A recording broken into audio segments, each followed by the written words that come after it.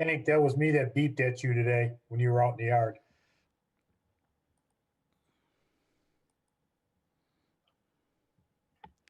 Maybe, oh, here's, nope, no Vosberg yet either.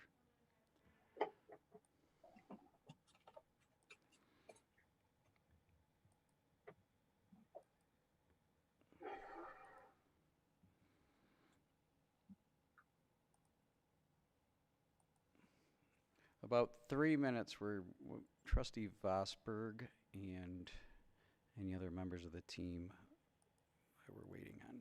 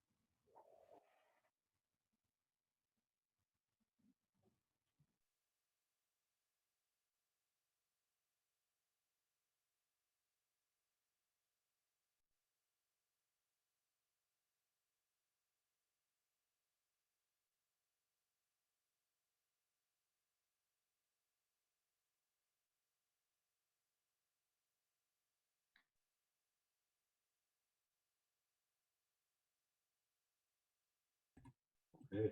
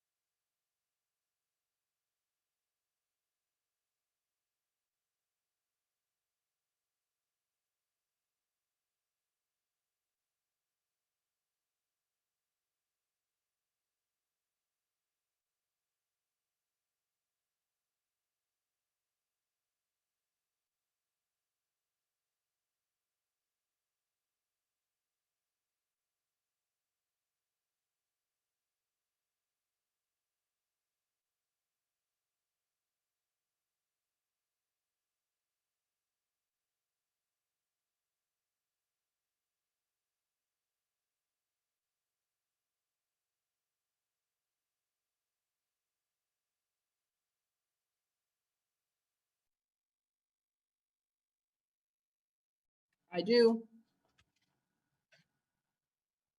Okay. Call to order the regular board meeting of March the 9th, 2021 at 7 p.m. Please rise for the Pledge of Allegiance.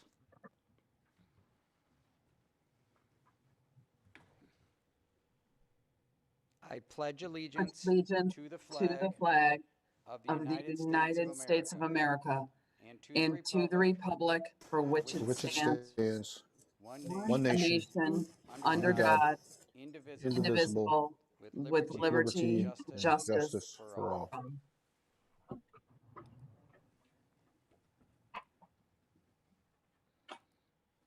Clerk Barry, please call the roll. Clerk Barry is here from my home in Chesterfield Township, Michigan. Supervisor Acciavatti. Here from Chesterfield Township, Macomb County, Michigan, the municipal chambers. Treasurer Elliott. Here from my office in the Township Municipal Building. Trustee Anderson. Here from my home in Chesterfield Township, Michigan. Trustee DeMink. Here from my home in Chesterfield, Michigan. Trustee Joseph. I am here and I am in Chesterfield, Michigan. Trustee Vosberg. I'm here from my home in Chesterfield Township, Macomb County, Michigan.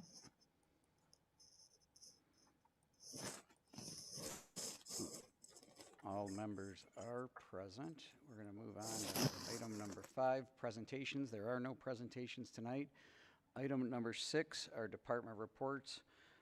I am going to start with the board with Treasurer Elliott. On behalf of Chesterfield Township, I would like to offer condolences to the family of Catherine Green. Catherine had a big impact on the Anchor Bay area. For Brian, Will, and Armando, our thoughts and prayers are with you. Thank you, Treasurer Elliott. Any further comments from the board? Trustee DeMink. I don't know how to make that go away.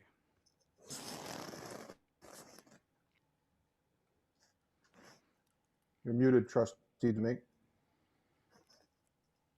Sorry. We are currently recruiting highly qualified employees to fill our summer playgrounds and park positions.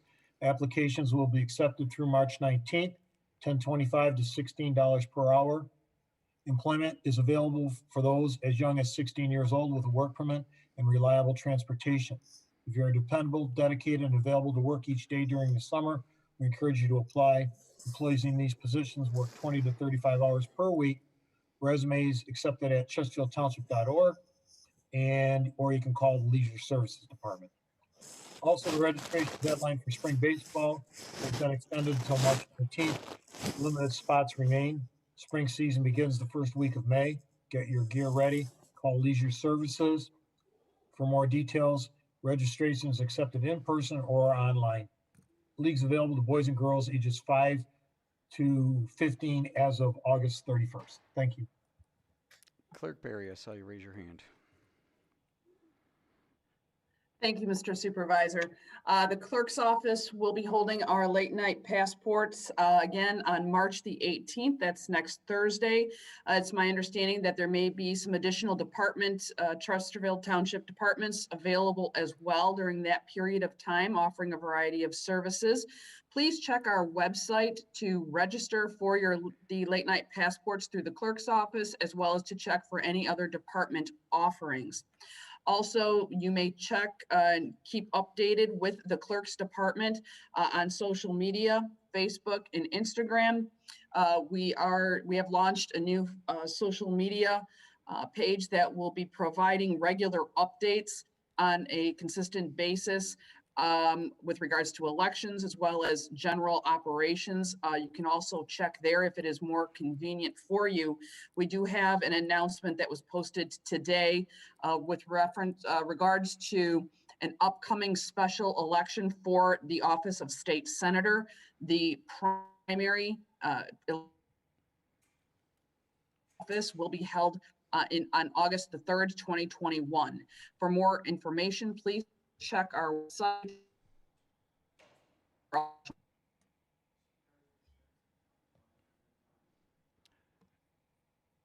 Any further department reports? Oh, I see. Any further department reports from from board members? Director Sonnenberg. Yes, good evening, board members. I just wanted to give everybody an update. We're really excited about this. The Historical Society is going to move forward with the reconstruction and reinstallation of the schoolhouse bell tower. I know this has been a long time coming. I appreciate their patience, especially working with us. We've been busy doing a million other things, and they raised the funds. So this is not coming out of the township money. It's actually coming from the Historical Society. So they've done a fantastic job. They're raising the funds. The contractor, we signed a contract with the contractor for about $19,840, which they raised, and they are going to pay to start the project approximately next week, and it should be done and installed by the end of April. So as you can see in the rendering before you, there's a lot of back and forth with our team and the contractor to find the right contractor, the right materials, and the right look. The only thing you'll see different on this rendering from the actual bell tower itself is it's my understanding that we're going to paint the bottom portion of that white. So there's going to be no red. It's all going to be white like the old bell tower was. So we look forward to getting this done and partnering up with the Historical Society. And, you know, there's some other things. We look forward to working with them in the future, and should be a successful project, and we'll keep you posted when we wrap it up. Thank you. Thank you, Director Sonnenberg. Any further department reports? Yeah, Mr. Supervisor. Trustee Anderson. Yeah, I just, Ms. Sonnenberg, I want to thank you for getting Mr. Mullins at our meeting, Historical Society last Monday. It was very informative. He stuck during the time, answered questions, and glad to see this is moving ahead. Thank you. And Mr. Mullins. Thank you, sir. Thank you, Trustee Anderson. Any further department reports? Let me make sure I got everybody here.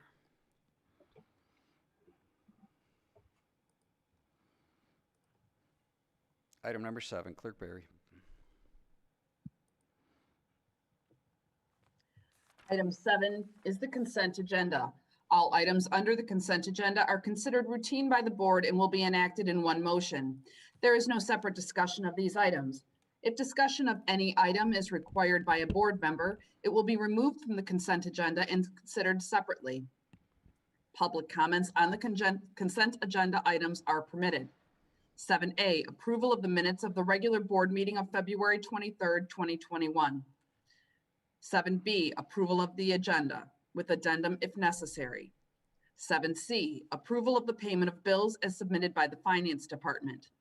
7D, approve the recommendation by the Supervisor's Office to renew the annual 2021 membership for SEMCOG at a cost of $6,131 from GL number 10124882800. Do I have a motion? Motion to approve the consent agenda as presented. Motion by Clerk Barry, Support. support by Trustee Vosberg. Discussion.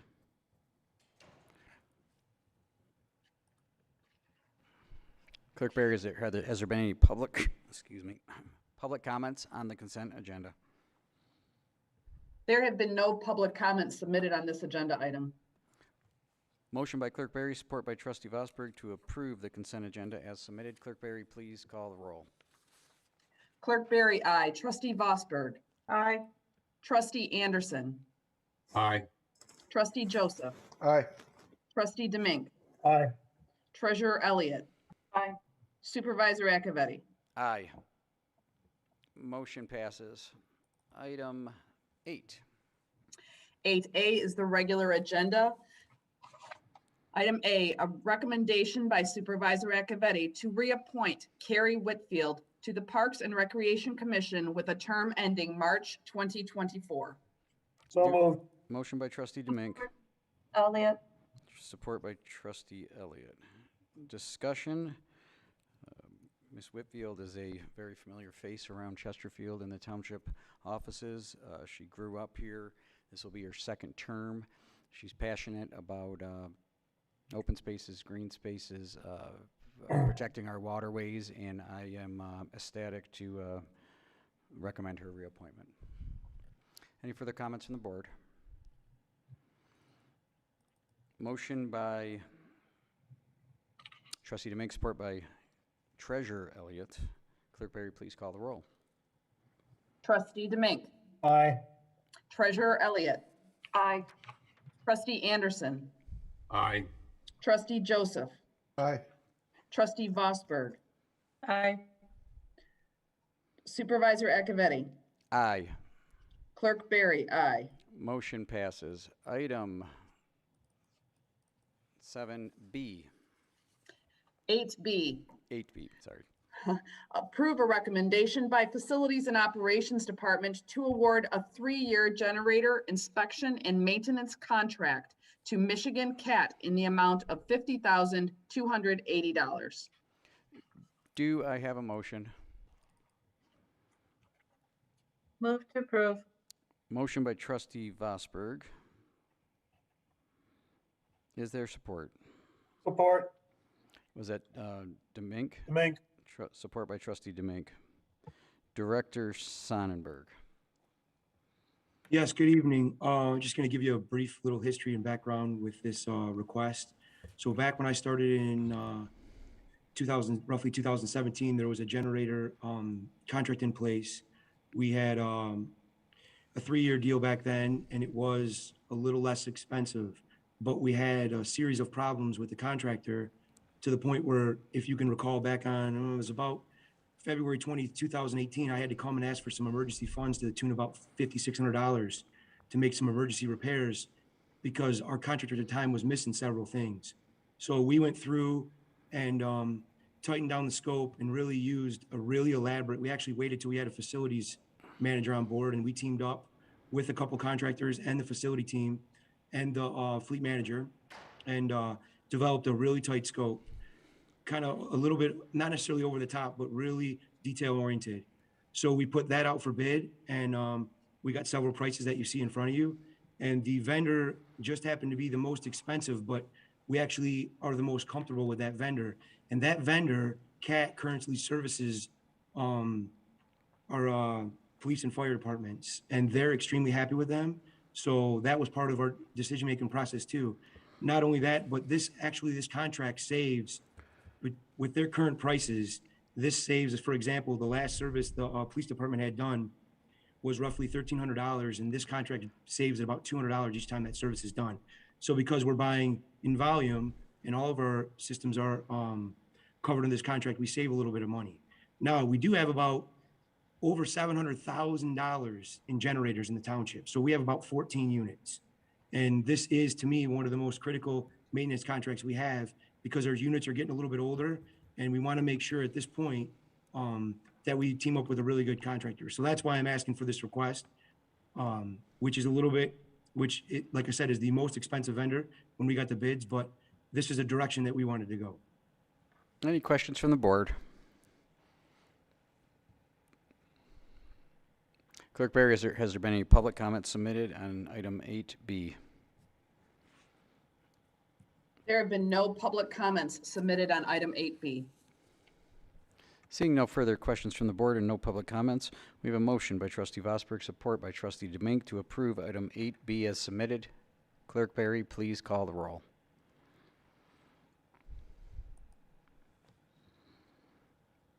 Trustee Vosberg. Aye. Trustee Demink. Aye. Trustee Anderson. Aye. Trustee Joseph. Aye. Treasurer Elliott. Aye. Supervisor Acciavatti. Aye. Clerk Barry. Aye. Motion Thank you. passes. Thank you. Thank you, Director Sonnenberg. Item 8C.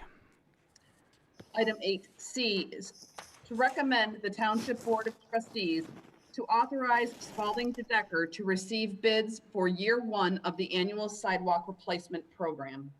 Do I have a motion? Move to approve. Motion by trustee Vosberg, Support. support by treasurer Elliott.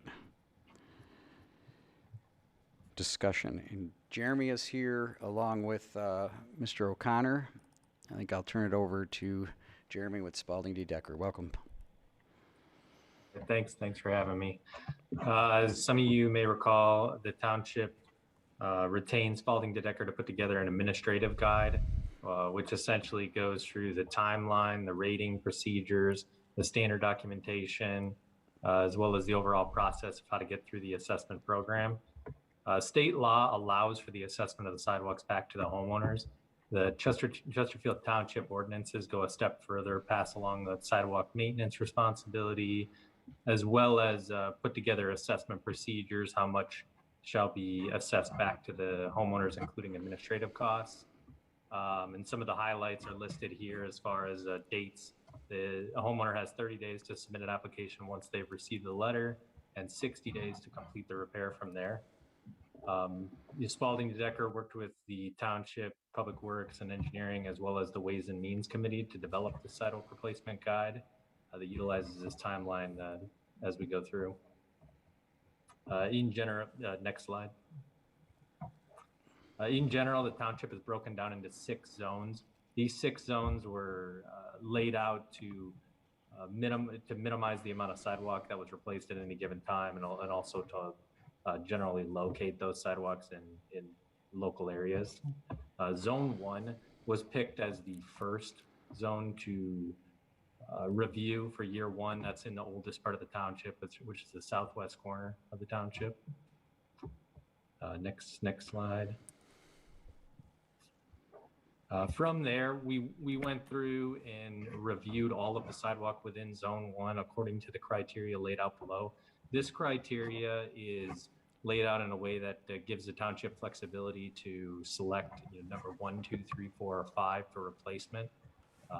These are based on ADA guidelines as well as standard practices in townships and cities in the area. Next slide. This is, as a part of this process, Spalding put together a GIS map, and within that GIS map, we physically geolocated every one of these sidewalks, laid out the address, owner information, as well as the rankings of criteria for each one of the criteria is listed. We also provided a picture for each, such that when we send out notices to the public, we can provide that information back to the public in digital format. Next slide.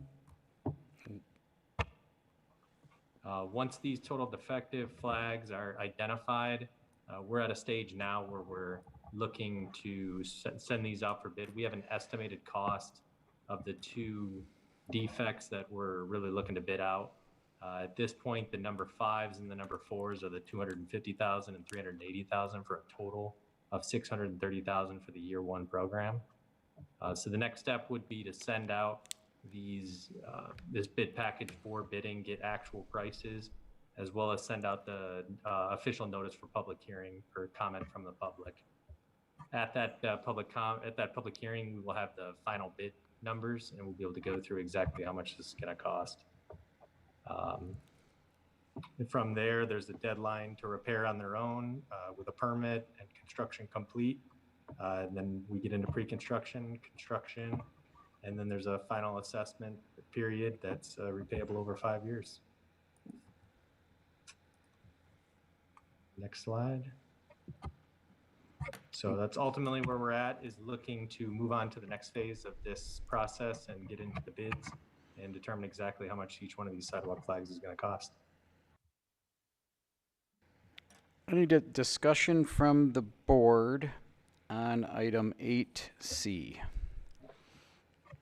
And I do believe Jeremy is prepared to share the model if necessary, if we want to jump into a little bit further and see some of the pictures and answer some of the more detailed questions. This is a very substantial change, a very necessary one from a legal and liability standpoint, and also a very necessary one, first step to connecting our community. This is going to be a program to repair existing sidewalks. The next piece will be gaps, and the final piece will be non-motorized master plan, inclusive of connecting our community with the rest of, first all the assets in our community and our community with the rest of the county and the state. And we spoke about that during the land use master plan discussion at our special meeting. Any comments from the board? Trustee Joseph, and then I'll move on to Trustee Vosberg. Thank you, Mr. Supervisor. I guess my difficulty with this is not in the not in the repair of dangerous sidewalks, but the detailed information that's contained in our packet. We have lip slabs between 1/4 and a half an inch, cracking in the slab, slope less than 2%, and it seems like we hold the residents to there's a very strong standard here, and I understand the idea of safety, but what do we say to the residents that we assess their sidewalk is in disrepair and they can fix it themselves, or the township fixes it with a 25% increase for the administrative costs? We have, in just walking into the township office, I was very saddened to see a video that occurred with a resident who came into the township to pay his transact business, pay a tax bill, water bill, left the township in a wheelchair, and was catapulted into the parking lot because of a giant void at the end of the township ramp leading into the parking lot. What do we say to the residents who say, this is great, I love the way that you're assessing me for a quarter-inch tilt on a slab in front of my house, but I can't even traverse township property without risk of injury. So I like the idea of connecting, and I like the idea of improving the sidewalk and non-motorized path, but I'm having a hard time with this, hundreds of thousands of dollars in assessed repairs to residents when the township, we're not even adhering anywhere close on a number of our sidewalks, our own sidewalks and our own parking lots, to the point that people are perpetually getting hurt. The video I'm referencing is almost 2 years old, and it's the chunk of curb that caused this poor individual to be catapulted from his wheelchair is still there. It is a bit hypocritical, I think, to demand the residents keep their sidewalk within a quarter-inch of tilt and slope and gap and so forth, and we have such egregious problems on our own township property. So I'm not in favor of this initiative. Thank you. I think Mr. Siebert might be best to answer the first part of that question, and then Mr. O'Connor, if you can talk about this site facility, the municipal center, and the how far along we are on replacing all of those. We already have done some. I want to start with Mr. Siebert, though. Which specific question, Dan, would you like me to address? Well, and maybe in concert with Jeremy, maybe Trustee Joseph have to reclaim it about restate it about the slopes and the gaps, the 1 and 2 inch gaps, and basically the need for us to do it. Well, Mr. Supervisor, I had no questions. Mine was simply a comment. So if you have questions for the attorney, if you're confused, by all means ask. I have no questions. I would like our attorney to comment on the fact that there are gaps and sloped sidewalks in our community without a solid program moving forward, and what that means. Is he the engineer? He assessed these slopes? I'm confused at the legal comment that you did. Liability standpoint, Trustee Joseph, do you have more comments? It's Mr. Siebert, would you please? Yeah, I think I know what you're speaking to. We talked about this a little bit in the Ways and Means Committee meeting several weeks ago. While I'm not familiar with the sidewalks in the township, I'm very familiar with the law regarding liability of governmental agencies for sidewalks. And the law in Michigan is quite well settled under the Michigan Governmental Tort Liability Act. Every municipality is liable for every sidewalk that abuts a public road right away, whether it's a county road right away, for that matter, even an MDOT road right away. So every sidewalk in the township that falls within that definition places upon the township the obligation to repair and maintain the sidewalk and keep the sidewalk reasonably safe and fit for pedestrian travel. There is a presumption that sidewalks are properly maintained by a municipality, and that presumption can be rebutted in only one of two ways. If there is a sidewalk with a discontinuity of 2 inches or more, it is presumed to be dangerous. If there is a condition of a sidewalk that is not a discontinuity, but there's a dangerous condition, for instance, the cement or whatever the substance of the sidewalk is deteriorated to the point where it's dangerous to walk, the township is liable for that. And even though the homeowner may be assessed for the cost of repair, liability does not rest with the homeowner, it rests with the township. So I've been involved in probably 50 or 60 lawsuits involving defective sidewalks throughout the state of Michigan. And the first question that is always asked of the inspectors by the plaintiff's attorney is, what is your program for maintaining your sidewalks? And many rural communities that don't have the personnel or the funding don't have a program, and that always is a bad position to be in. So from a liability standpoint, not having a maintenance program is an invitation for lawsuits, and you do not have governmental immunity if the sidewalk has a discontinuity of 2 inches or more or is in a dangerous condition. Thank you. Any further comments from the board? Oh, Trustee Vosberg, I'm sorry, you were already on the list. Thank you. I support this program. I do think, though, it is, as long as I've lived in the township a long time, I don't recall that there ever was a program like this. There could have been, I just wasn't aware of it. I personally don't have a sidewalk in front of my house, but wondering, when's the last time that we have done this? Do you know? I think I'm going to turn it over to Jeremy and Mitch. We do not have a program, and that Right. is essentially the problem. And I guess what I'm getting at is, I support this, we need it, but I didn't know if any of our residents were familiar with it from the past, and that it just, things got taken care of and then we let it slide for a while, or is this the first time? If anyone can answer that. Thank you, Jeremy. Maybe Yep, no problem. Maybe I'm Director Coddington, you know, the history here, if you go back quite some time, might know. But I'll turn it over to Jeremy here to maybe Yep, give. I'm sitting right next to Mitch, and we were just talking. The township has not had a program like this before. Would you like to? I think it would actually be worthwhile, because this is a very substantial change, and there's going to be a lot of communication starting, if this passes, right out of the box with the residents. And there are going to be a lot of residents and homeowners that are going to be asking why now and not 5 years ago, 10 years ago. In the fact that we picked that section number 1, this was approved by the board, I believe unanimously last fall, to proceed with this. Maybe show I think it's worthwhile to show the pictures in the process, and you can share your screen right now if you would be willing to do so. Yep, absolutely.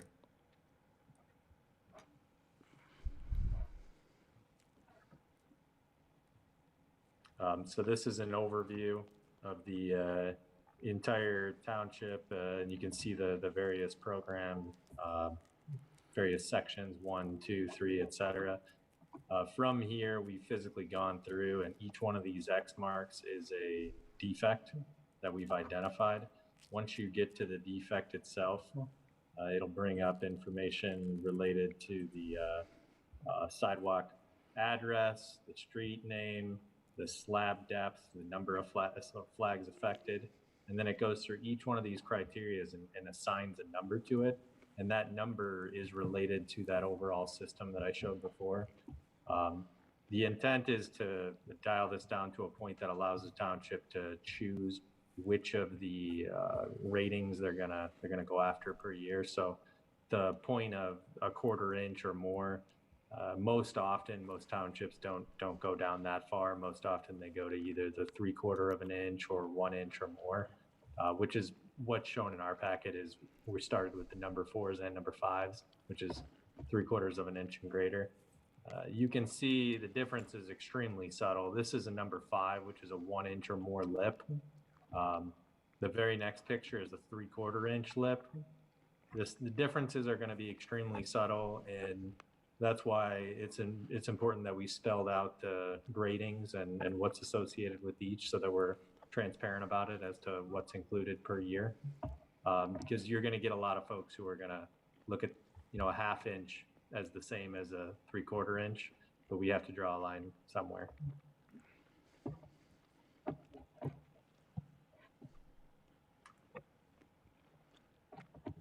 Any other questions on this, or should I go through a couple more pictures, or what do you think, Danny?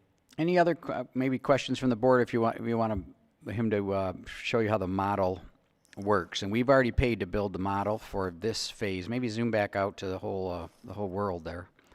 Right.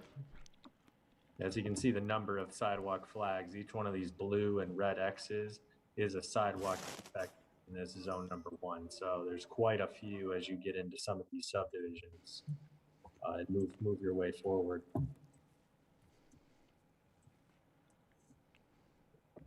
But from here, the intent is we have addresses and we have owner information directly linked to each one of these sidewalk flags. So we'll be able to create mail merges with letters automated directly to the township for public notice and assessments, etc.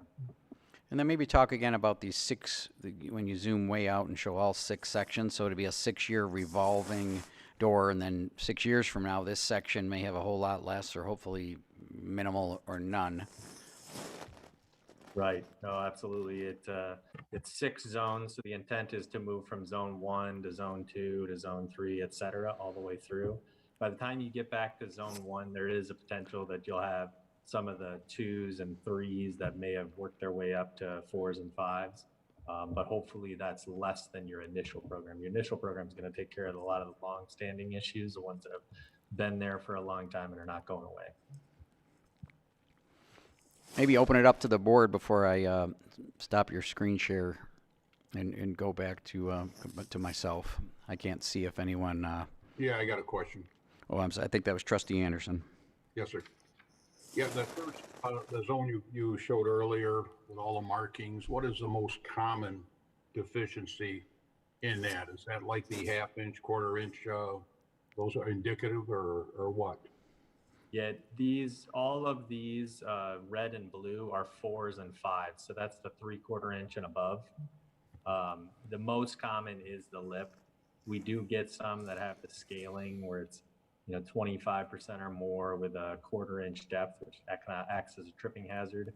There's also some that have some severe cross slopes, but those are in the minority. The majority of them are tree related, lips, those types of things. This township has some tremendous soil in it too, I'm well aware of. Right. Any further comments from the board? Yes, I'm sorry, Kath. Yep, go ahead, Trustee Elliott. Joseph. This is the time. Ms. Elliott hasn't spoke yet, Mr. Supervisor. Oh, does she, I don't know. I can't see her on the screen here. So Hi. Treasurer That's Elliott. okay. Thank you. Hi, Jeremy. Thank you for a great presentation, very informative. So a couple of questions. When we send it out to bid, can it be separated for cash flow over this time period? I just would like to know if I can offer an option as we can work those numbers, what to compare bidding out the 4s and 5s together, and then just maybe possibly just doing the 5s. Is that possible? Yeah, that is possible. Yeah, we've done that quite a bit with an alternate to bid out the 4s and reserve the right to reduce the quantities by removing that completely. Yes. Okay. Yeah, I think that might be helpful to be able to do a cash flow analysis prepared for the board when we take a look at that. That would be helpful. And I think, so the 5s are the 1 inch or over, and those have the red flags. Am I correct? Yes. Okay. And the 4s are 3/4 of an inch, and those are the blue flags, correct? Yes. Yeah. There's a number of criteria here. Lip between slabs, so that's 3/4 to 1 inch for number 4, 1 inch or more. And then there's also the criteria for 2 or more cracks, 1/4 inch in length or width, etc.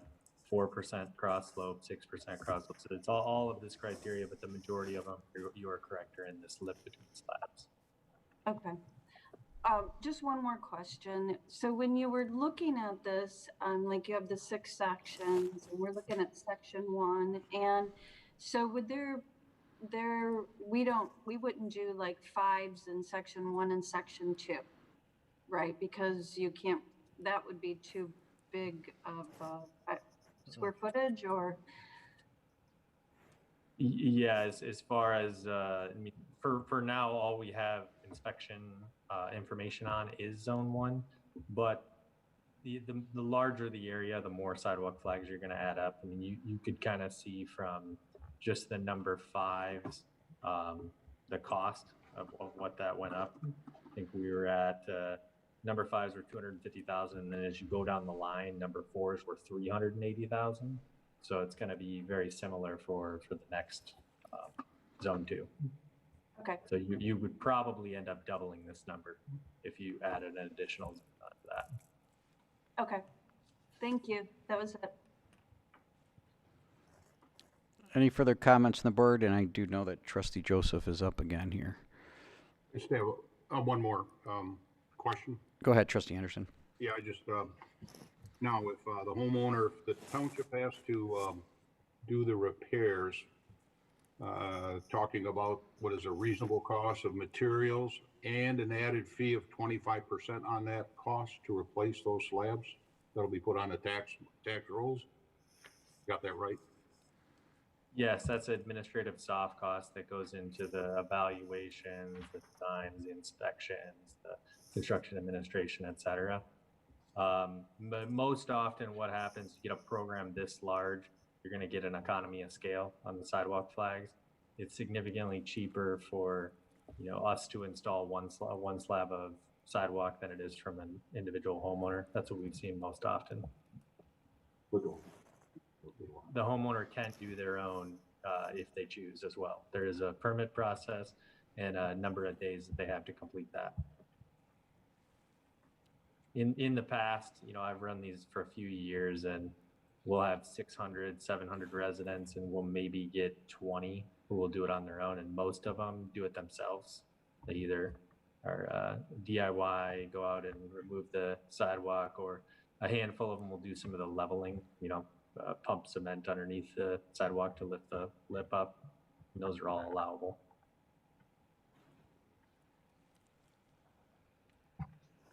Are you all set, Trustee Anderson, or a follow-up on that? Thank you. Trustee Joseph. Thank you. I was trying to follow along with Ms. Elliott's questions, and I had similar. She was talking about, and I'm not sure if I understood fully, the terminology that was used had to do with 4s and 5s, and then the answer came as a question to Zone 1, which I understood to be the oldest sort of. Zone 1 was the first one identified as the starting point. I don't have this, the slide that's on the screen isn't the one that breaks down the zones, but Zone 1 would be the southwest corner of the township? Yes. Right? Okay. Yep. And that the estimate in the that was discussed and was part of our board packet put Zone 1 with a and I want to make sure I use the right terminology, but the rating system that is identified on page 177 of our packet. There are 6 specific ratings, and a number 5 identified problem is scheduled for replacement. It's not just the lip or the crack in the slab. That 250K represents all of the number 5s, inclusive of all 6 criteria, that being the ponding, the slab scaled, longitudinal slope, cross slope, cracking in slab, and the lip between slabs. That you have 6 categories, each with a 1 through 5 rating, with different measurements, correct? Yes, that is correct. So the 250 represents problems in all of those areas. How do you assess the ponding problem? I mean, obviously that's easy after it rains, but what do you do to measure that just on site with such a large area? How do you determine the 3/4 inch or greater than depth for ponding? Yeah, no, absolutely. That's a good question. There's usually staining on the sidewalk when we try to go out there, number one, when it's raining to ascertain that. But when we don't, there's usually staining on the sidewalk, and we drop a tape from the top of the sidewalk to the grass area. It's usually fairly easy to tell. I can tell you out here, there's maybe a handful of them that actually meet that 3/4 inch depth.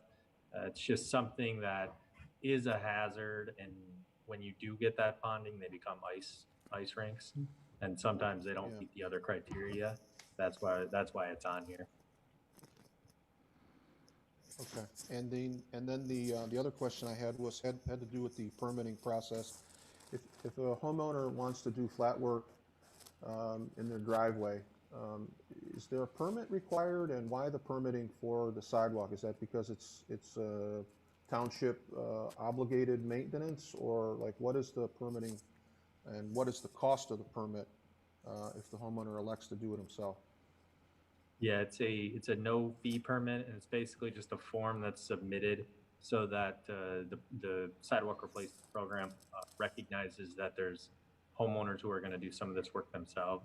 So it number one notifies us, and then number two notifies us when the sidewalks are complete, so that we can go out there and remove them from the list, so that we don't show up with a contractor looking to replace flags that are already done. Thanks, Mr. Schrott. No additional questions. Any further questions? I am going to want you to touch on one more because this is a potential biggie and it's going to be confusing. And that is most of these are going to be on county roads with ADA required sidewalks. If you could talk about the cost of that and the reason why those are not going to be included and will be included with the road commission projects if and when they ever come around. Absolutely, yeah. Typically, the sidewalk ADA ramps are significantly more involved, cost quite a bit more than a traditional 4 or 6 inch slab. We talking through with engineering and DPW and the Ways and Means Committee, we didn't think that was fair to put on any individual homeowner. Those on a corner lot are already seeing additional requirements for having sidewalks on one side and the other side. And most often when you come in with a road project, the county is required to repair or replace those ADA ramps as a part of that project to keep them compliant with ADA requirements. Thank you. That's one I just wanted to make sure we touch base on. Any further comments? And Jeremy, maybe if nobody else wants to play with the model or look at that anymore, maybe I'll take back over the screen. I just have another thought here, Mr. Supervisor. Okay, good. I didn't press the share screen yet. Trustee Anderson. Yes, I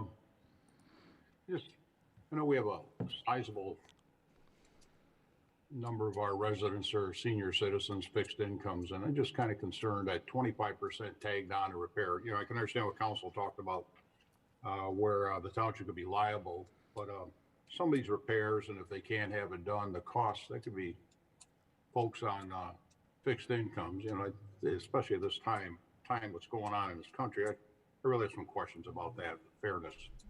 That's all.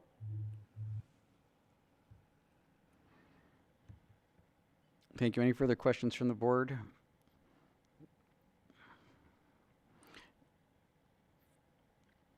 I'm going to take back over the screen share.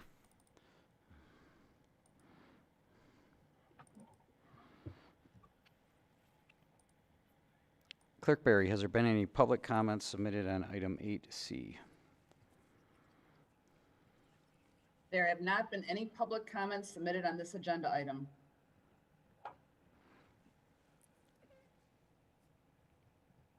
Seeing no public comments and no further board comments, clarification, Trustee Elliott, I think your request was to have split out the level 4s and level 5 during bid time. And Jeremy, this will be back in front of us multiple times.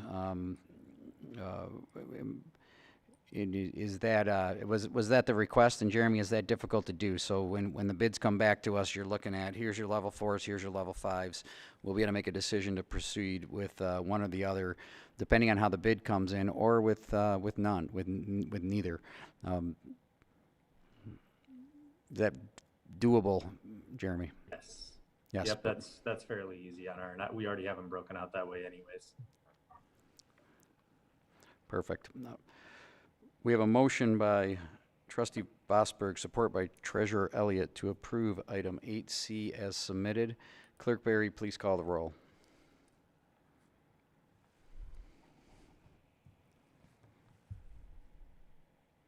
Trustee Bosberg. Aye. Treasurer Elliott. Aye. Trustee Anderson. No. Trustee Deming. Aye. Trustee Joseph. No. Supervisor Acciavatti. Aye. Clerk Barry. Aye. Thank you. Moving on to item 8D.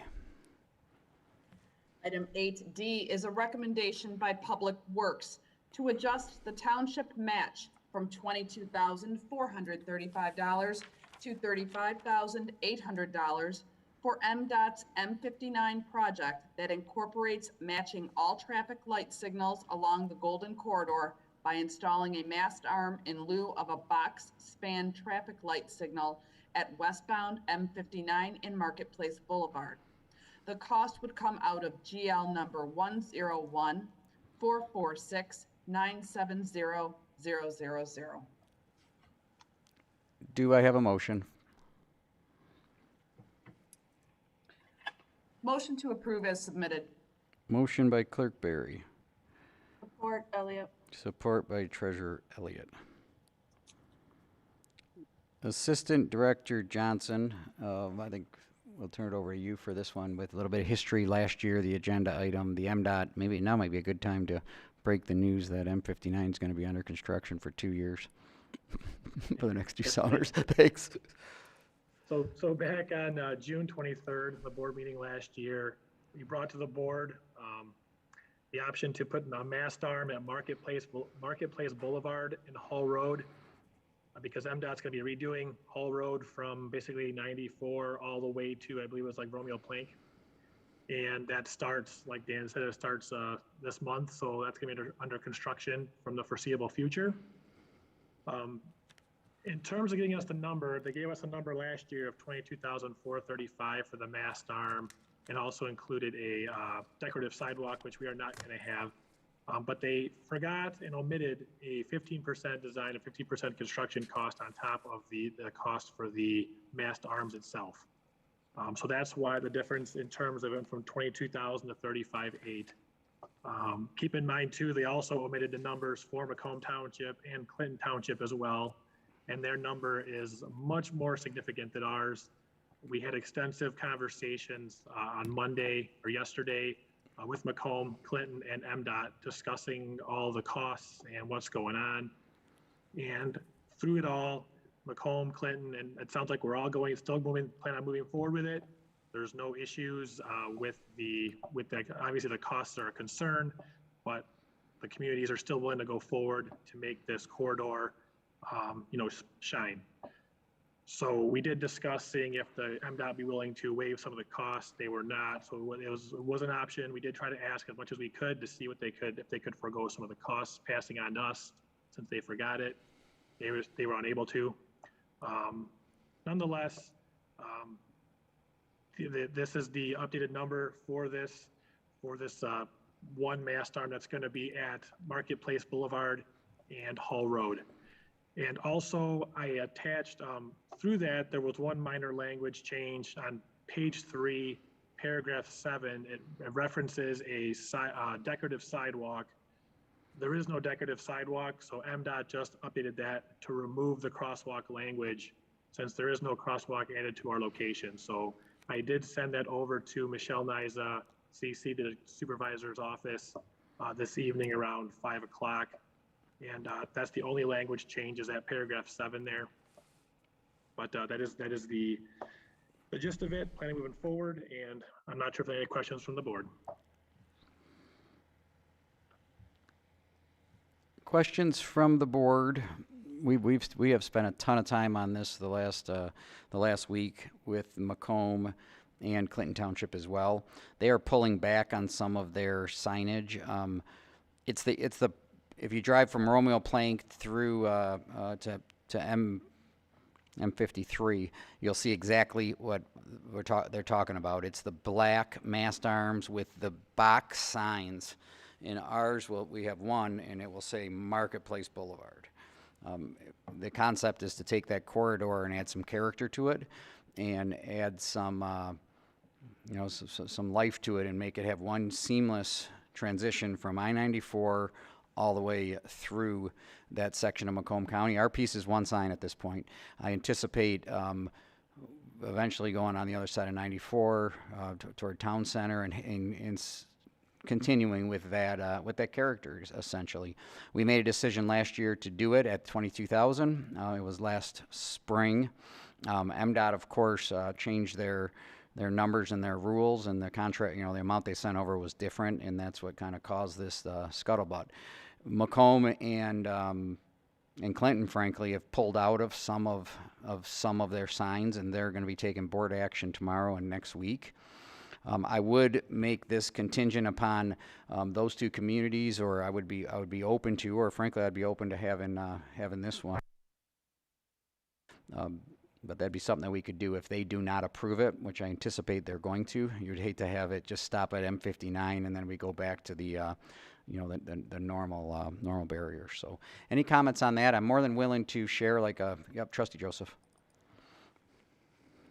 I appreciated the presentation when it was originally made, and I thought the mast arm was a substantial improvement, and especially given the continuity along M59 and the commitment to the repairs. And the only question I had is, I thought in the presentation Mr. Johnson indicated that that the original amount lacked a 15%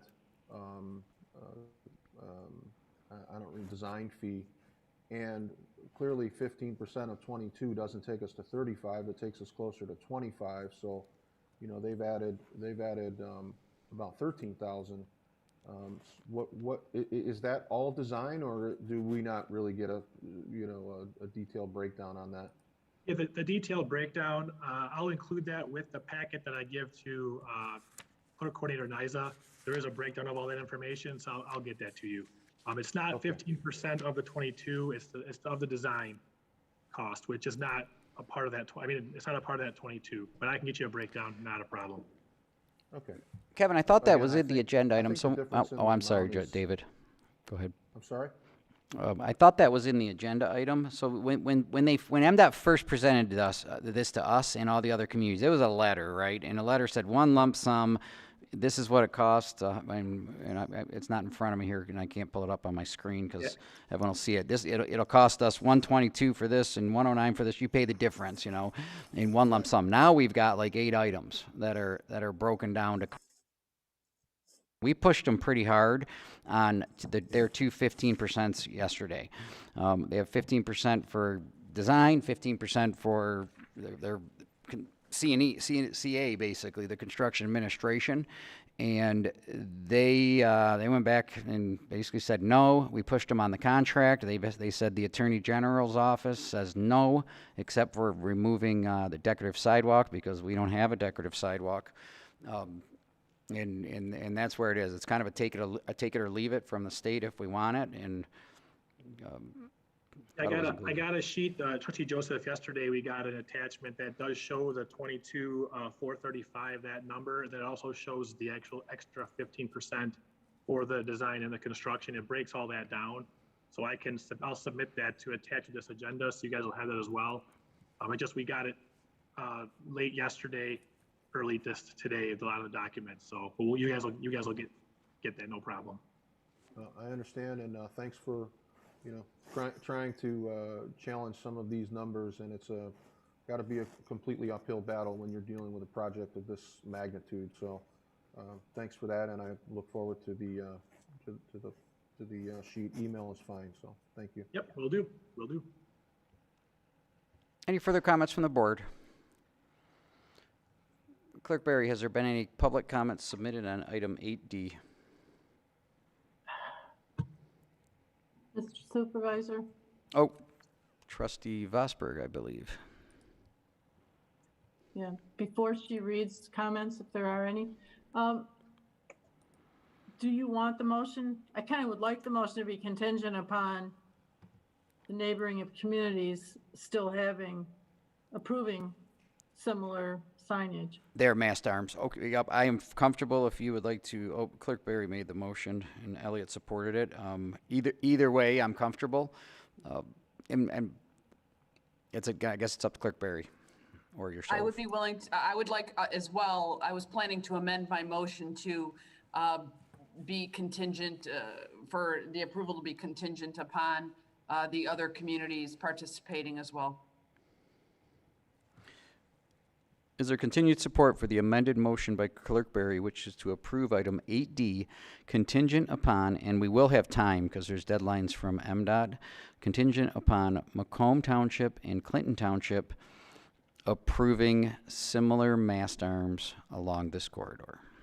Yes.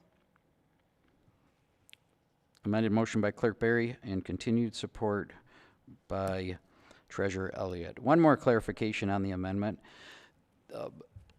There's Clinton and Macomb, I anticipate, are going to be putting these type of mast arms and signs, and correct me if I'm wrong, Kevin, and you might be able to explain this better than me, at Gratiot, at Groesbeck, and at the major intersections only. They did have multiple other ones there that they're going to be pulling back some of those. So this will be a non-major road like Gratiot or Groesbeck. I still think it's important to highlight that southern area of our township, and I just wanted to make sure I clarified that. They are going to be pulling out some of these, and Kevin can expand if you need to. Yeah, they're just pulling out minor roads like Elizabeth, things that are not pass-through roads, and they're also removing their decorative sidewalks.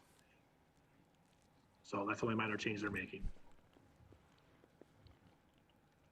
Any further comments from the board? Clerk Barry, can you check again if there's been any public comments submitted? There have been no public comments submitted on this agenda item.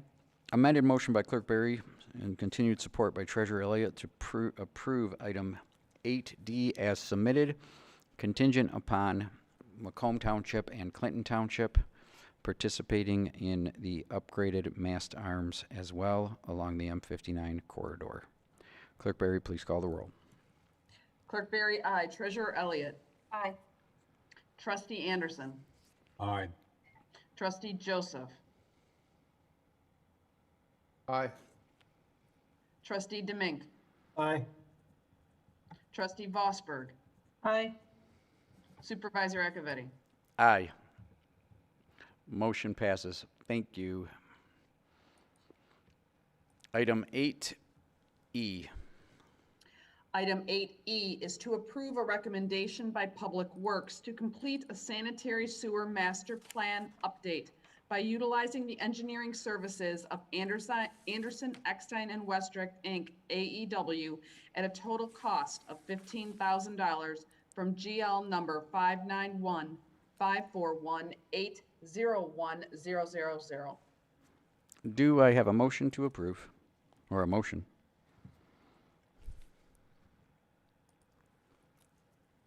Move to approve. Motion by Trustee Vosberg, or was that Treasurer Elliott? Motion by Vosberg. Trustee Vosberg. Is there support? Second? Support by Clerk Barry? Yes, yes, sir. Discussion. And I do believe Kevin, Director Coddington, Mitch, and Lou Urban are all on the line. Yep. Start us off. All right, I'll start, and they can chip in if they have any extra comments. So appreciate you guys, as always, taking the time to look at our agenda items. I want to start off real quick by saying, I don't want you to think every time I have an agenda item, I'm clicking sole source provider, but in this instance, somehow it happened again, so I want to apologize for that. That was a mistake on my part. That wasn't meant to be checked. I do want to let you guys know that after the last meeting with that issue, Finance did bring up trying to talk about the option of adding more categories for procurement options for you guys in the future. So just so you're aware, that is underway, and we're trying to make that more streamlined to make it fit what you guys are looking for. So I appreciate your patience with that, but it was unintended to put sole source on this, so I do apologize. I take responsibility for that.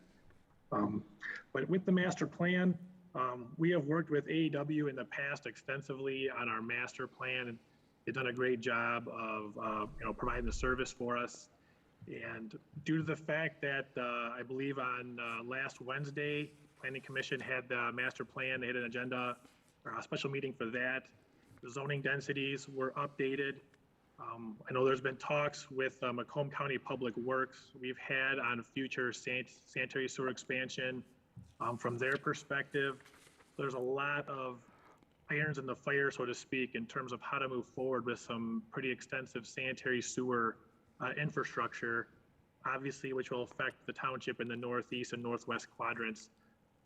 But this master plan, updating it to fit the Planning Commission's plan, will give us better direction on how to proceed with proper sizing of our sanitary sewer main, and then which direction we should go in terms of planning for ourselves, but also for the future in case the mid or the Macomb intermediate or the Macomb district decides to grow.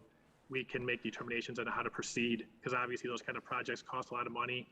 We want to make sure we have all the information we need moving forward. We want to make sure we have the most up-to-date comprehensive plan possible for utility projects moving forward. And so this is what we're doing with this plan, is to get this moving forward so everything's up to date. Are there any questions? Maybe Mr. O'Connor or Lou are here as well, and maybe we'll start with some questions and we can continue down the road as we go. Questions from the board or comments? Trustee Joseph. I guess my only question is, we've had similar studies, throughout the years, and the updating of the master plan and some additional need, projected need and so forth.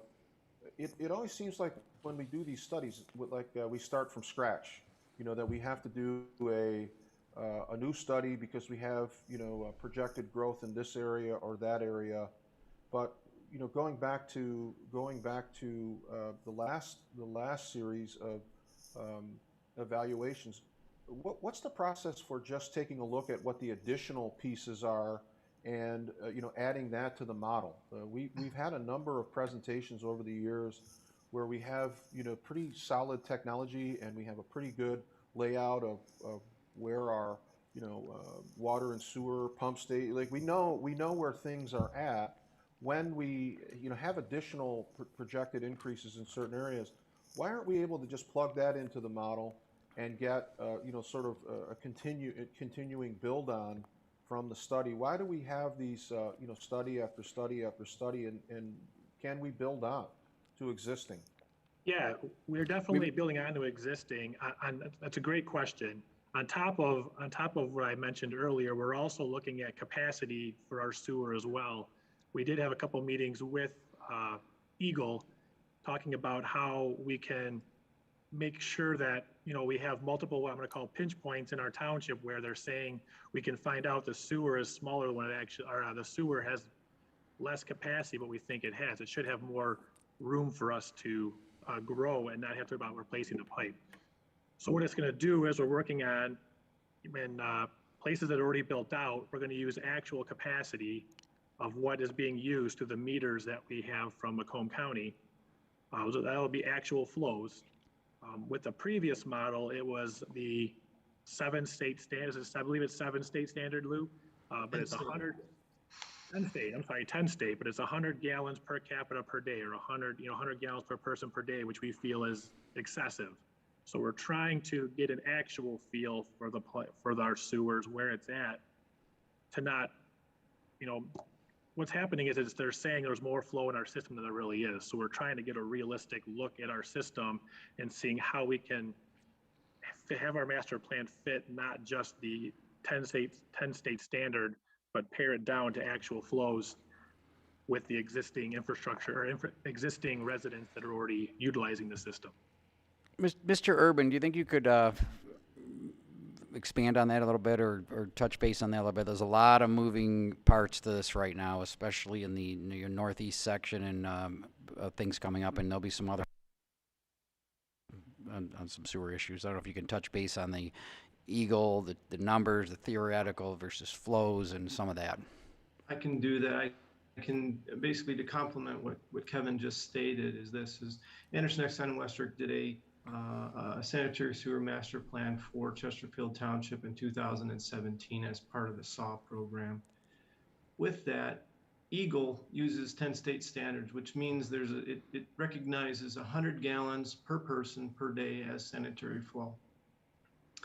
And using those theoretical values the sanitary master plan in 2017 identified what Kevin called pinch points, or where we have pipe that doesn't have capacity for the flows, the potential flows coming to it as part of the master plan. When we say that, there is a certain sewered area in Chesterfield and there's unsewered. And so that 100 gallons per capita per day was applied across the entire township for sewered and for unsewered areas. Don Coddington and Mitch O'Connor and Kevin recognized that the metered flows that they were observing were significantly less than the theoretical flows calculated using this 10-state standard. So the intent is to, and again, Trustee Joseph, to answer your question, we have the bones for the master plan already in place. We have the spreadsheet programs, the mapping, the GIS, et cetera, in place. And when we talk about a total cost of $15,000, that is a not to exceed cost. I anticipate it hopefully be less than that. And that's we would bill by the hour and with a not to exceed the $15,000. But we have the bones of the program already in place.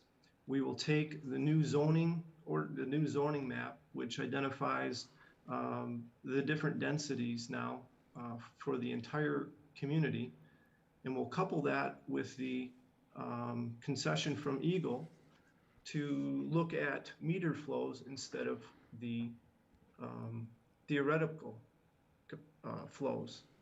So there's going to be somewhat of a balancing act here, meaning that if the densities are higher, it'll equate to more flow. And with the actual metered flows that we're using, it could be less. So going through this master planning update process will do a service to the community. One, we already know that we have theoretical capacity issues in the system.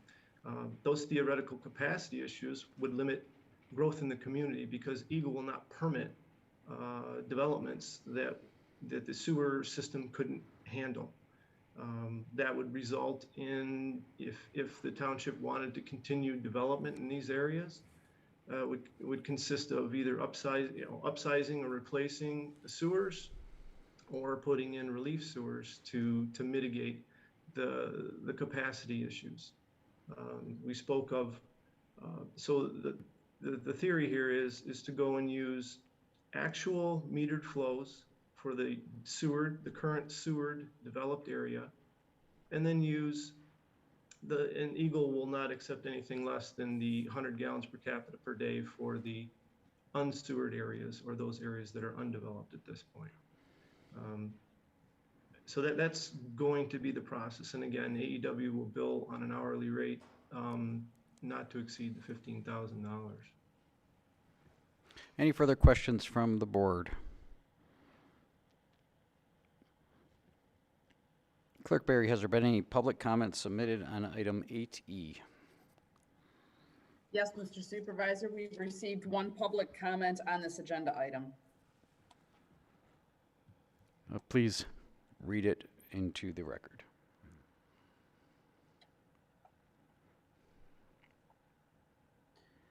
This item is from Paul LaFata, 48055 Mallard Drive.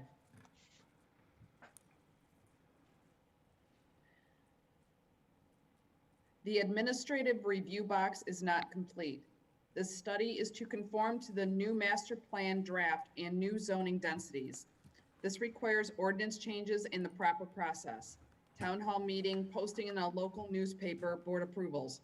Why is there activity and funds being spent prior to following process? Lessons learned. Township board rules, cell tower property lease, and no town hall meeting upset residents. The SAW grant required a capacity study and a master plan update, reviewing the 2017 SAW grant summary charts and data by defined zones. Charts at the bottom list a value for sewer capacities actual based on current population and master plan projected population. Master plan projected capacities were projected into the future for population growth, some charts at 2 times the current population and 4 to 5 times the 2017 capacities for the projected flow increases. The 2017 SAW grant data was funded in part by a $440,000 match paid for by the Chesterfield residents and business owners when they pay their water and sewer bills and fees. The residents and business owners have a vested interest in that data. It should be used in a cost-effective manner. Joe Kadich, a member of the Water Rate Advisory Board, suggested that the Water Rate Advisory Board author a white paper to capture the issues and to log suggested future improvements. Last time I checked, there is still a copy on the township website. One of the suggestions, hire an in-house professional engineer. The suggestion was driven by the hundreds of thousands of dollars expended annually on engineering surveys and studies by the sewer and water department to reduce operating cost. Rick Boyland, another member of the Water Rate Advisory Board, asked to place the hiring of an in-house professional engineer on a board meeting agenda, describing the benefits and the return on investment by assuming some of the duties outside professional engineers were charging the township for. Chesterfield paid for and owns the 2017 SAW grant work product that includes the master plan data charts. Giffords and Webster has the density changes. The 2017 SAW grant master plan charts look to be Excel-based documents that require data input updates to Giffords and Webster's population density changes in a professional engineer's review. There is no monetary measurable efficiency or return on investment for hiring an in-house professional engineer if this task cannot be done in-house. Underutilization of resources is a prime example of inefficient management. Without a return on investment, this is just another added level of bureaucracy that will contribute to increased future water and sewer rates. That completes the public comment on this item. We have a motion by Trustee Vosberg, support by Clerk Barry. Any further board comment on item 8E? Seeing no further board comment, Clerk Barry, please call the roll. Trustee Vosberg. Aye. Clerk Barry, aye. Trustee Anderson. No. Trustee Demink. Aye. Trustee Joseph. No. Treasurer Elliott. Aye. Supervisor Acciavatti. Aye. Motion passes. Thank you to the entire Public Works team and Lou with Anderson, Eckstein, and Westrick. Moving on to item 9 is the addendum. There are no addendum tonight. Item number 10 are public comments. Clerk Barry, has there been any public comment to the board? If there has been, please read them into the record. Yes, Mr. Supervisor, there has been one public comment submitted for public comments. The comment is from Paul S. Lafato. Supervisor Acciavatti, if you are not part of the solution, you must be part of the problem. This is a misquotation. Corrected quote, there is no more neutrality in the world. You either have to be part of the solution or you are going to be part of the problem. Chesterfield residents have rights to information that are enshrined in the state of Michigan's legislations, Freedom of Information Act 442 of 1976. With that information, contracts, grant specifications and funding, invoices for contractual services, and heavy civil construction projects, including the quality of the event, are open to analyze, scrutinize, make comments and complaints, raise concerns, and expect the local government officials to hear them. The 2015 Water and Sewer Rate Study, $10,000. 2017 SAW Grant Water and Sewer Rate Study, $28,000. The Weber Paddle Park design and redesign, added change order cost, kayak launch, not American Disabilities Act compliant, a telephone pole in the middle of a sidewalk, plus the unanswered question for traffic control funds, resulting in costly, unwarranted expenditures.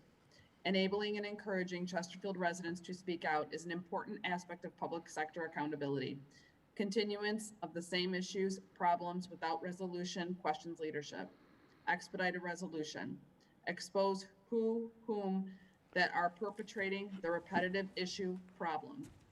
Those responsible in the governing structure should be held accountable to resolve issues and problems presented by the public. Supervisor Acciavatti, when issues and problems are not resolved, they fester and become acceptable, normal operating procedures. Chesterfield needs help. You must define the who, what, where, when, why. How the problem can be fixed. Put a corrective action in place, eliminating the root cause of the problem, preventing future issues. Never in my 35+ years in private sector management have I ever resolved an issue or a problem with words of extreme confidence. Supervisor Acciavatti, my entire career, including my employment by the Chesterfield residents, focused on continuous improvement and problem solving, fixing what is broken, making improvements. Problem solving is not always textbook, some require innovation. 3 of many earned United States, European, and Japanese patent awards. My contributions for improvement in the workplace were always acknowledged. I earned the respect of my peers. Never have I been called a bully. Supervisor Acciavatti, in your board comments and preference of a rebuttal with substantiating facts, evidence, or logical debate, you resorted to name-calling, one of the most damaging forms of bullying, a sign of weakness in your argument, a sign you might be wrong, or a sign you lack intellect and integrity. This reinforces the who that is perpetrating the repetitive failures causing wasteful expenditures. The whom are your supporters. Thank you, Paul Escofato. Thank you. Have there been any further public comments submitted? There have been no additional public comments submitted. We'll move on to board comments. Trustee Anderson. Yeah, thank you. I don't have any at this time. Thank you. Thank you. Trustee Joseph.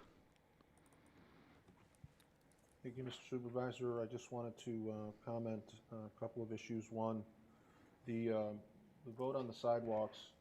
I tend to agree with some of the comments that Trustee Anderson outlined regarding, the possible costs that we are looking to impose on residents, with the impact of COVID and a number of other things. I can appreciate the need to be, safe from a liability standpoint, but just in Zone 1 alone, if we look at the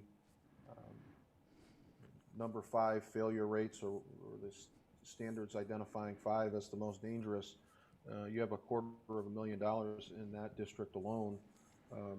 Multiply that several times over with much larger districts, and you could easily be in the millions of dollars of cost just to address Zone 5, or Standard 5 failures. So I guess over a multi-year project, the Zone 4s will become Zone 5s before you complete the entire process. So again, I respect and understand the liability, but again, as I indicated, the liability potential, I've witnessed people falling and being injured, and I'm guessing that the lack of senior traffic in the parking lot because of COVID over the last year, just as a result of the building being unavailable, probably saved us a lot of problems. We have some very substantial problems there, and focusing on resident sidewalks as the primary is,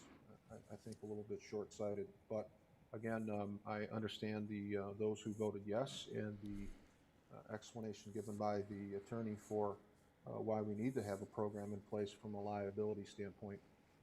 I appreciated Assistant Director Johnson's explanation on the increase in the township match on the M59 project. That was clearly something that came from a much bigger place, if you will, and the millions and millions of dollars spent on the M59 project. I would imagine that the mast arm amounts to pennies in comparison. So I understand why there was hesitancy for them to entertain the requests, but I do appreciate you making them. I suspect you knew their answer when you lobbied for the township, but you gave it a good run anyway. So I do appreciate that. The last issue that was approved, AEW. Again, I understand and I appreciate the explanation given for this concept of sole source vendor. I think the utilization of them has been almost knee-jerk in everything engineering. We seem to go to that single vendor, and I understand why it's commonplace to think of them as a sole source vendor, but they are not. And as was highlighted in some of the comments, the one from Treasurer Lafata regarding the 2017 SAW grant, I appreciate the predictive measurement analysis that was used with the 10 state standards and the actual, and the difference being what we're trying to ascertain with this updated study. But if we had a study that said we're going to project out for maybe a decade, and we took a very generous doubling of capacity and indicated in less than 4 years ago that was adequate for the future needs. There were a lot of questions back then about growth and do we have anticipated growth, and we had some very optimistic ideas back then. So those were all taken into account, and this idea that we're simply changing the paradigm, we're looking at actuals versus estimates or predictive standards to get, seems a little bit, it just seems to be continual study after study after study after study, and that was the reason for my no vote. Lastly, the conclusion of last board meeting, I heard from Treasurer Elliott regarding residents who were allegedly confused by the use of Treasurer Lafata, and I just wanted to point out that I have, since I've been on the board, I take very seriously the effort that goes into winning office and the amount of energy that people put into the service of their community. And to this day, if I saw Mr. Ellis, I would refer to him as Supervisor Ellis. It's a sign of respect. And throughout Treasurer Lafata's term, Treasurer Hartman was often in the audience, and she is somebody who I refer to as Treasurer Hartman. So it is respect. I rarely refer to the supervisor as Danny. I do kind of cringe when I hear that. He is our supervisor. Whether I agree with him or not, his title is earned, and it is a sign of respect, and it continues after the office. There's no disrespect intended your way or attempt to confuse who the actual treasurer is. It is simply just a nod of respect to those who have held office in previous, I think the first 2 years of her tenure on the Township Board, I referred to Trustee Vosberg as Commissioner Vosberg, and when I would see her in the community, I would refer to her as Commissioner Vosberg. It's the same with the judges or state senators or state reps that I come in contact with, and it's no disrespect to you. So with that, I'd conclude my statement. Thank you, Mr. Supervisor. Trustee Domingue. No comment tonight, thank you. Trustee Vosberg. Thank you, Mr. Supervisor. I just wanted to comment on the progress that I see at Brandenburg Park. I go by there quite often in a week's time, and I'm just so proud to see so many vehicles, so many machines, so many things under operation. And right now it still looks kind of like a pile of rocks and piles of dirt. I looked out into the water and I saw something stretched across there now. So obviously the rocks are piling up, and part of that, whatever that's called there, that is showing now. And it's just exciting to see all the progress being made. And I've also heard a number of comments about the paddle park too, and people excited to see people using it. They're using it for ice fishing, and they use it for walking animals and things like that. It's fun to see that we have progress, and even in the cold weather, people are taking advantage of the recreation opportunities we have. Thank you. Clerk Barry. I have no additional comments this evening, Mr. Supervisor. Thank you. Treasurer Elliott. Thank you, Mr. Supervisor. Thank you, Trustee Joseph, for clarifying your intent. I really do appreciate that. And I have heard you over the years refer to Commissioner Vosberg in a very respectful way. So I do know that that is something I've heard you do. But as you can imagine, some people are getting confused at even the trustee treasurer mistake. And I know that that's a human error, and we're all human, and that's okay. And I wanna point out something. I also, speaking of human, wanna thank you, Mr. Johnson, for talking about the sole source vendor difficulty with the agenda system. And I'd ask you guys to take a look at 8D, item 8D, and that also accidentally had the sole source vendor selected. And so in looking into it a little bit more, there's only 4 options for the department heads to use. And so I suppose, and I know that the department heads are trying to work on fixing this and giving them more options that are with better descriptions. I think you can leave it blank. Maybe that would be a leave it blank with an explanation. I'm not really sure about the answer, but I do want to point out that I don't think it's just, I haven't looked at this before until it has been brought up this year. But I know that it wasn't just on the item 8E, but it was also on item 8D. Thank you.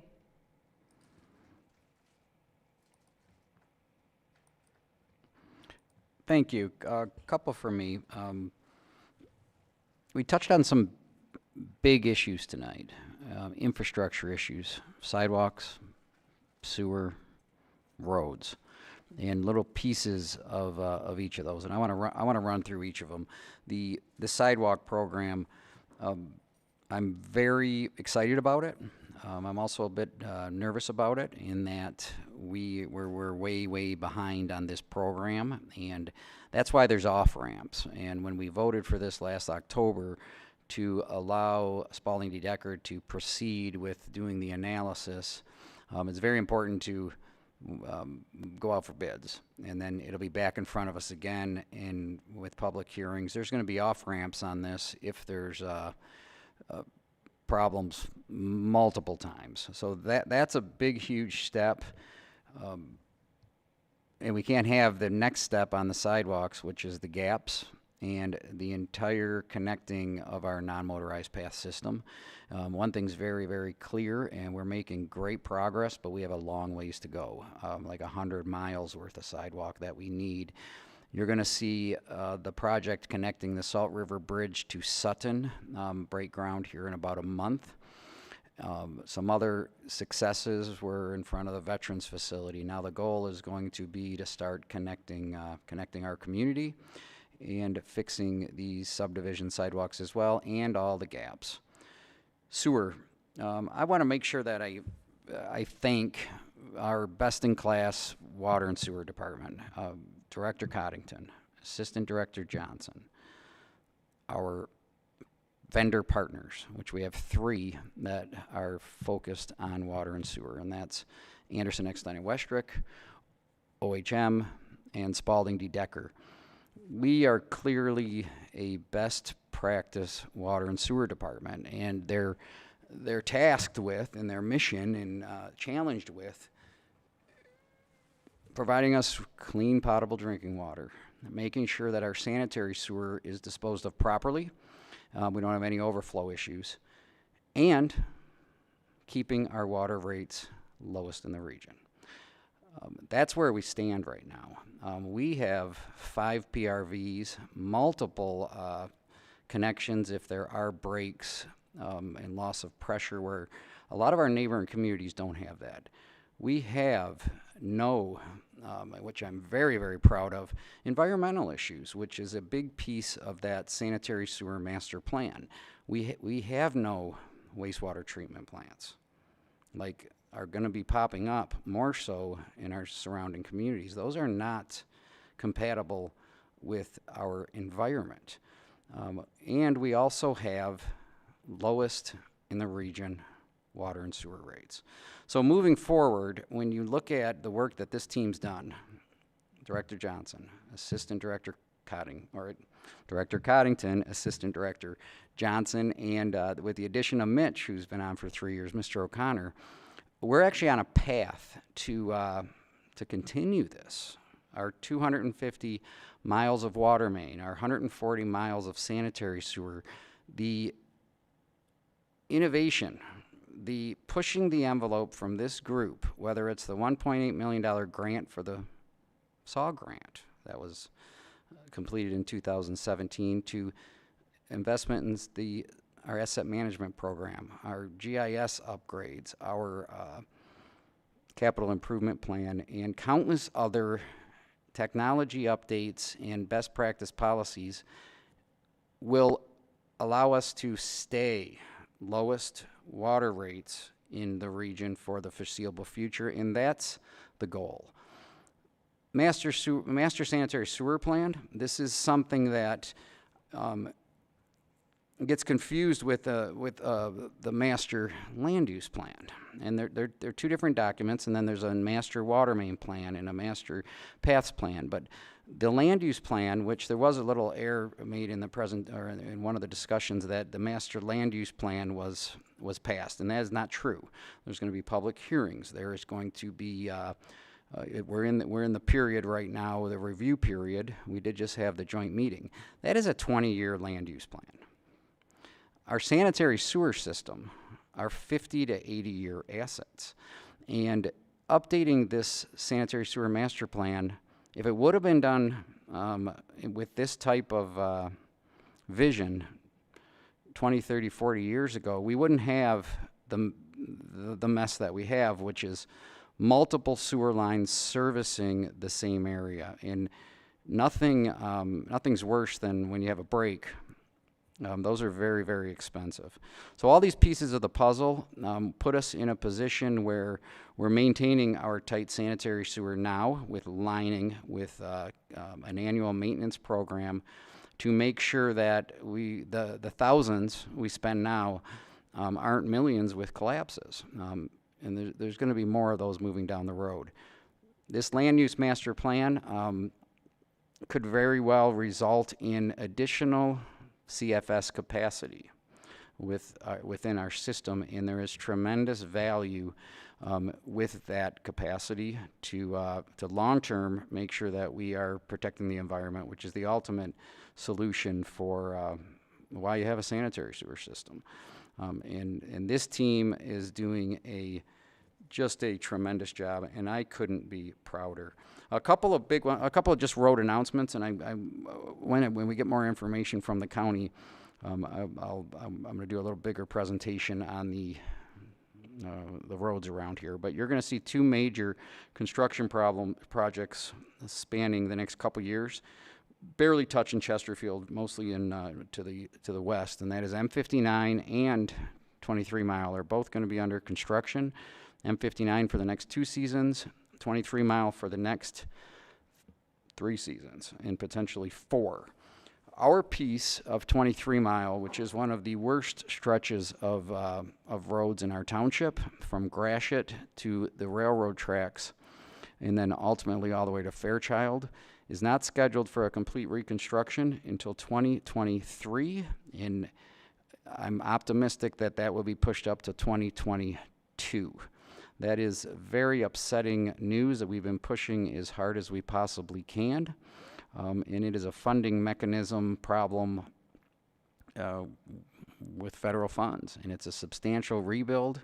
That is just something we're just going to have to deal with here for the next couple of years in maintenance. We will keep ringing the bell, but that is we're going to have to deal with that horrible stretch for quite some time.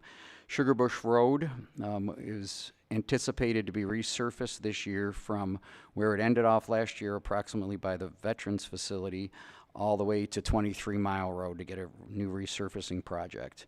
And 26 Mile Road will be getting a light in a intersection update, and that is in coordination with the 4 townships that hit that corner and the 2 counties. So there'll be some minor work going on there.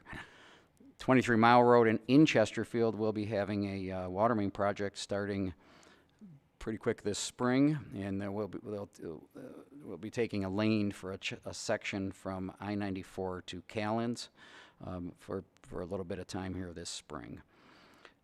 This team takes a lot of heat, and I, for one, couldn't be prouder of not only our full-time DPW members that lead that organization, but the employees who show up for the water main breaks, the sewer breaks, and do the real dirty work. They're underappreciated, and I just wanted to commend them time and time again, along with our 3 public professional service vendors, Anderson, Eckstein, and Westrick, Spalding DeDecker, who are both here tonight, and our partners with Orchard Hills, OHM Advisors, who's working on the 23 Mile Road water main project, and on Brandenburg, amongst others. I'm heartbroken for the loss of Catherine Green. Anchor Bay lost a warrior for this community, and words cannot express how big of a loss that is. Tomorrow night at 6 o'clock in downtown New Baltimore, there will be a vigil in her honor, and just heartbroken with that. And thank you to Treasurer LaFata for your public comments. They're always entertaining. Item number 12 is adjournment. Do I have a motion to adjourn? So moved. Motion by Clerk Barry, support by Trustee Vosberg to adjourn. All those in favor signify by saying aye. Aye. Opposed by saying nay. Thank you all. Have a great, safe evening. We are adjourned at, I don't know what time it is, 8:38 p.m. Thank you. Good night, everyone. Good night.